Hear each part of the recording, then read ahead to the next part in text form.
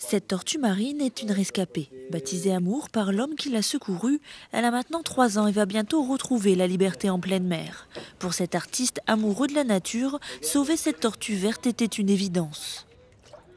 Je l'ai gardée parce qu'une tortue pond juste à 150 œufs. Et quand tu libères 100, il n'y a qu'une qui survive. Car les 7 espèces de tortues marines dans le monde sont toutes menacées. Certaines sont même inscrites sur la liste des animaux en voie d'extinction. En cause notamment la pollution et la surexploitation des plages de ponte. Au Bénin, cet homme est le premier à avoir lancé le cri d'alarme. C'était en 1998. Ce vétérinaire a fondé l'ONG Nature Tropicale pour alerter les pouvoirs publics, mais surtout les habitants, car ici la première menace pour les tortues, ce sont les pêcheurs. Systématiquement, un animal chez nous, surtout sauvage, est considéré comme un gibier ou une proie par les communautés. Quand les communautés retrouvent la tortue sur la plage, c'est quelque chose de gagné et systématiquement on tue la tortue, on consomme.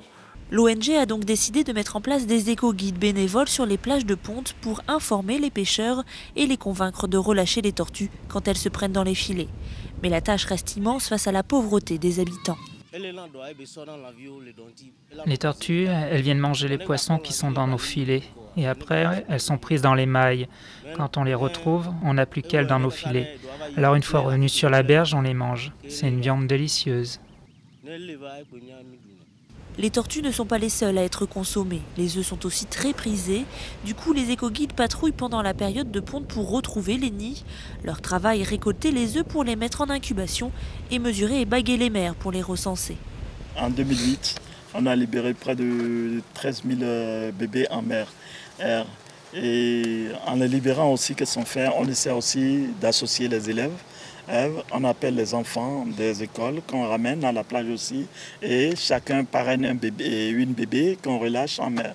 Au Bénin, pour sensibiliser tout le monde, une journée nationale des tortues marines a été instaurée. C'est au cours de cette fête du 8 janvier que les jeunes tortues sont relâchées. Mais parmi ces bébés, les spécialistes estiment que seuls 15% survivront.